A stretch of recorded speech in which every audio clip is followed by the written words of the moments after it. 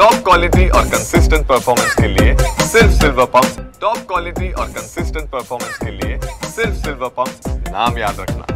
आज कारण म्हणजे पाण्याची आयुक्तांची भेट घेण्याचं कारण होतं की पाण्याची खूप समस्या आहे कल्याणपुरेमध्ये आणि जे आपले बाकी जे विषय आहेत ते विषय मी मांडले आणि त्या विषयावर आयुक्त साहेब बोलले की मी बोलून तुम्हाला सांगणार नंतर। म्हणजे जे घन कचऱ्याचे आहेत तसेच काही स्थानिक इथली मुलं आहेत जे ते आता नवीन सुमित म्हणून कंपनी येते त्या कंपनीमध्ये त्यांना परत कामावर घेण्यासाठी ते प्रश्न मी मांडलेले आहेत। तर थोड्या दिवसात त्याचा निर्णय आयुक्त साहेब मला देणार आहे। हो नक्की केली नाही। इथले जे कोविड काळात जे कामं केलेले आहेत जे त्यांनी स्वतःची पर्वा न करता त्यांनी आपला कचरा उचललेले आहे तेव्हा आपण घरात बसून होतो पण ते लोक आपला कचरा उचलून बाहेर हे करत तेव्हा ते घाबरले नाही आणि त्यांचा वारंवार हा पगार नेहमी ते म्हणजे 2-2, 3-3 महिन्याचा पगार देत नव्हते पण मी जेव्हा फोन करायचे तेव्हा त्यांना पगार मिळायचा।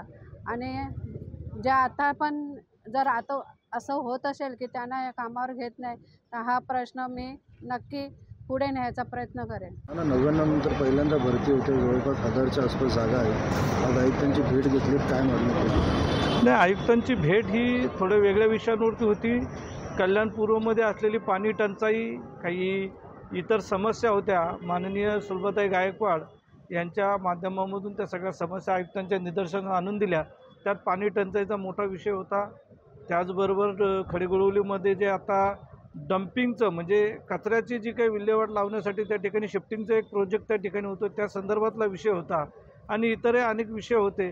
या सगळ्या विषयांमध्ये चर्चा होत असताना सुमित कंपनी म्हणून जे आता नवीन कचरा उचलण्यासाठी घनकचऱ्याच्या विषयासाठी आता त्यांना आपण कॉन्ट्रॅक्ट दिलेले आहे त्यामध्ये स्थानिक जी मुलं आत्ता आमदार मॅडमने सांगितलं त्याप्रमाणे ज्या मुलांनी कोविडच्या काळापासून आपल्या जीवाची पर्वा न करता आपल्याला सर्वांना सेवा दिली असे त्या स्थानिक मुलांना त्या ठिकाणी डावलण्याचा कुठेतरी प्रयत्न होतो आहे।